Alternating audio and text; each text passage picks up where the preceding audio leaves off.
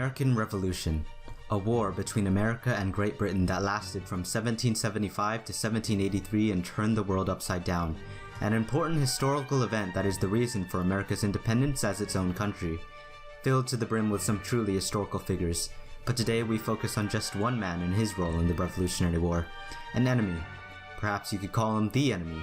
And while he didn't do much in the grand scale of things, his mere existence as the King of Great Britain during this period speaks volumes as to why he was a major key figure in the war, and why people consider him today to be a symbol for tyranny, a madman whose actions provoked anger within the American colonists and led to the beginning of a war.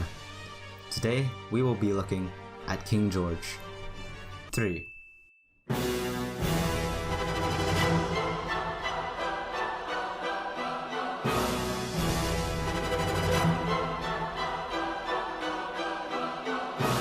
King George III, otherwise known as George William Frederick, was born on the 4th of June in 1738 in London of the United Kingdom.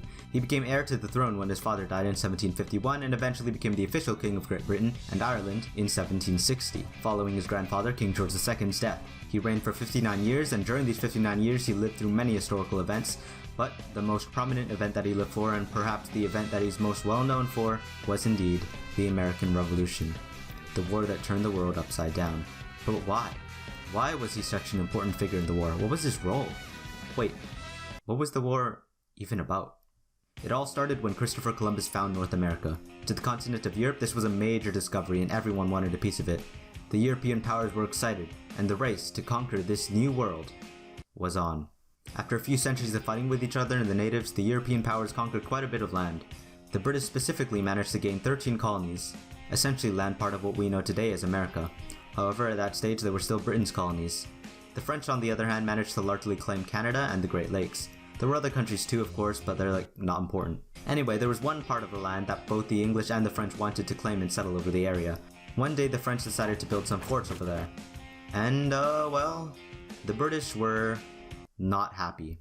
So they decided to send someone, an up-and-coming star, a lieutenant general whose skills impressed all who witnessed it. He was the legend himself, George Washington.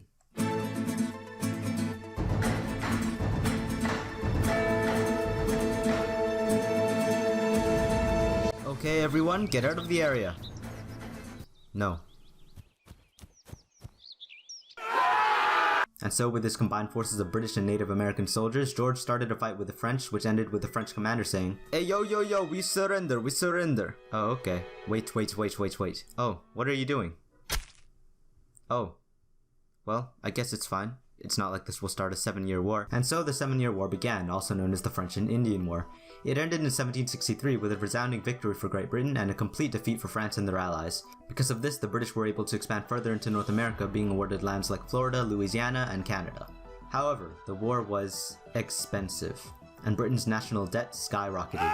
Britain needed money. Now. So, what were they gonna do? It's time to introduce our main figure into the story. A short appearance, but nevertheless an extremely important one. Ladies and gentlemen, King George.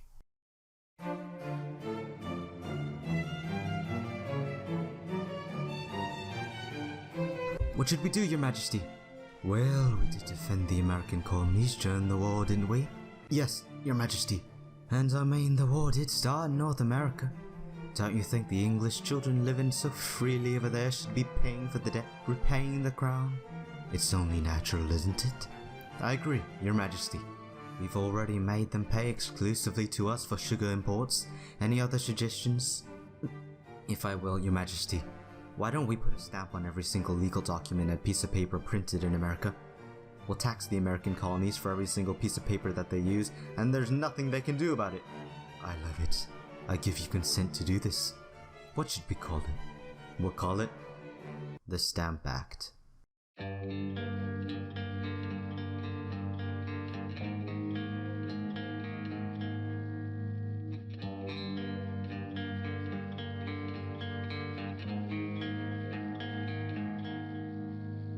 And so in 1765, the Stamp Act was passed, and the American colonists were furious.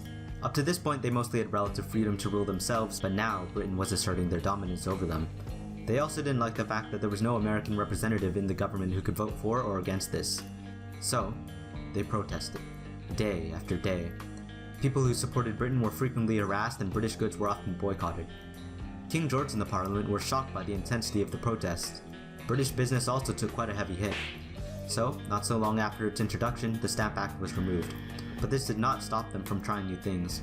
The king, along with the new Prime Minister Lord North, stubbornly held on to their belief that the American colonists should be taxed. And so, a web of events spiraled into action. They decided to ignore what happened the last time and tax the American colonists again. This time they placed upon them the Declaratory Act, basically saying that the colonies are their property and therefore they can do whatever they want to them. Then, they placed a whole bunch of new taxes on them, and these were called the Townshend Acts. Glass, paper, lead, tea, oil. There was a tax for that, and once again, people protested, boycotted goods, and the government had to repeal the taxes. But this time, they were stubborn and kept one tax, and that tax was on tea. They also sent about 1,000 troops to Boston to take control of the rebellious colonists who were angry about the Townshend Acts, and made the colonists pay for them. This is where things started to get out of control. The British troops sent to Boston started getting harassed by a mob of local protesters, and more were to arrive. They threw sticks, stones, and even snowballs at the soldiers. They kept doing it until eventually, enough was enough, and the British soldiers opened fire.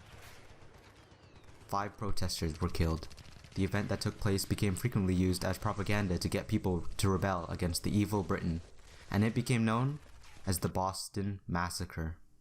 The news spread, and more people started joining in to protest against Britain. They did quite a lot of things, but the last straw for Britain was when they set their sights on the remaining tax: tea. The event that happened next is known today as the Boston Tea Party. On December 16th in 1773, a group of local patriots in Boston who called themselves the Son of Liberty disguised themselves as Native Americans. They then boarded a British merchant ship filled with over 92,000 pounds worth of tea and dumped it all into Boston Harbor. The British were disgusted, so they decided to punish them accordingly. In 1774, the Coercive Acts, also known as the Intolerable Acts, in the American colonies were passed. These consisted of 4 acts against Massachusetts and Boston. The Boston Port Bill, which closed Boston Harbor. The Massachusetts Government Act, which changed the local government from elective to appointive. This increased the power of the military governor. The Administration of Justice Act, which allowed British officials charged with capital offenses to be tried in Britain. And the Quartering Act, which permitted the requisition of unoccupied buildings to house British soldiers. Boston was now under the direct rule of Great Britain. They were now directly under the rule of their enemy. When the rest of the American colonists saw this, people were furious but also feared that they might be next.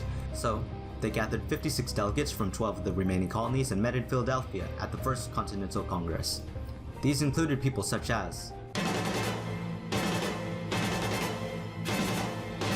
John Adams, George Washington, Samuel Adams, John Jay, John Dickinson, and Patrick Henry. People who joined later include Thomas Jefferson, James Madison, Benjamin Franklin, and Alexander Hamilton. It was a meeting of America's finest thinkers, a meeting to break free from King George's tyranny. At first they wanted to restore their friendship with Great Britain, and so they sent a letter asking to get the Coercive Acts against Massachusetts and Boston to get removed. But the king said no, so they all agreed to tell the local militias to get ready and armed. They knew that the British could come at any moment. This message spread throughout the colonies, and Minutemen stood ready for a potential fight. Britain already did not like the fact that people were in open rebellion, but knowing they were armed was something they could not ignore. So troops stationed in Boston were sent to Concord to destroy rebel stores of arms and ammunition in the middle of the night. However, the rebels were warned about this and had time to prepare. The soldiers from both sides went on, and eventually met in Lexington, and as the sun began to rise, the 2 sides started going against each other. One thing led to another, and eventually, someone shot first. The shot heard around the world, and the start of the American Revolutionary War. The fight for America's independence from the United Kingdom.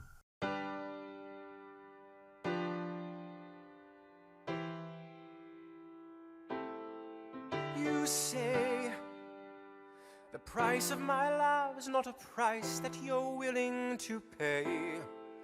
You cry in your tea, which you hurl in the sea when you see me go by. Why so sad? It looks like my children have decided to go against me. How cute. Me, the most handsome, kind, popular, funny, intelligent person on this planet. Unforgivable. I love my children, but a disobedient child must be punished. I love them too much to let this go. William Howe, Your Majesty, put this rebellion down immediately. We will not surrender. Yes, Your Majesty. And I want every last detail of what happens during this war. North, I trust you'll keep me up to date. Yes, Your Majesty.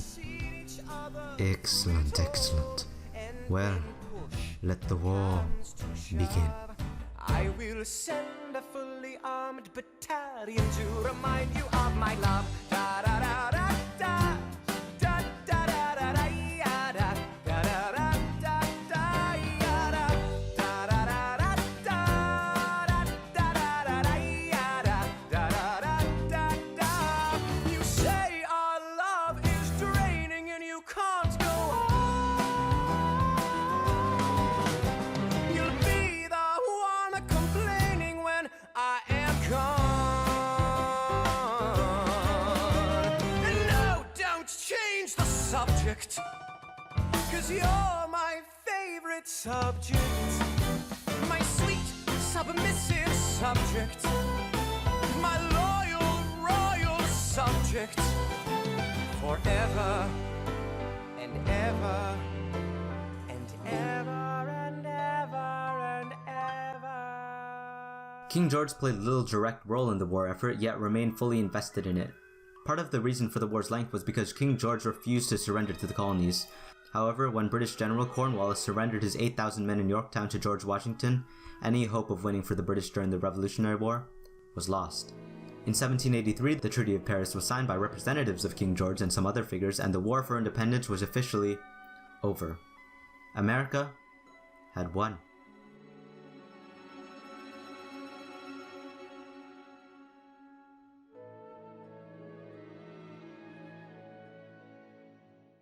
King George had lost, and became known as the Mad King who lost America. But what happened to King George after the war? Well, because of this war, America had become its own independent country. Though he was humiliated by this loss, he quickly turned to mitigating the damages, and thought ahead to become allies with the country. He reportedly told John Adams 2 years after the war, "I was the last to consent to the separation, but the separation having been made and having become inevitable, I've always said, as I say, that I would be the first to meet the friendship of the United States as an independent power." King George also wrote, "It is to be hoped that we shall reap more advantages from their trade as friends than ever we could derive from them as colonies." King George continued to live on through many events such as the Napoleonic War following the French Revolution. However, his health was on the decline. He suffered from a prolonged mental illness from 1788 to 1789. Even though he recovered, he still had a second bout in 1804. But even from that, he still managed to recover. However, in 1810, his mental illness came up and nothing could be done, and he became permanently insane. King George III died on January 19th, 1820.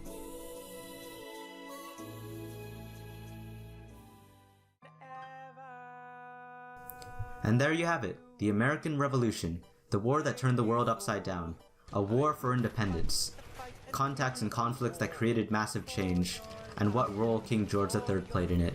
As the king of the enemy country, he was the man whom America could focus all of their hate upon, the symbol of tyranny, the one who would consent to the taxes and the one who pushed on the war, refusing to give in to the American colonists' wishes, the Mad King who lost America. Comes to shove, I will kill your friends and family to remind you of my love. Da da da da da da da da da da ya da da da da da da ya da da da da.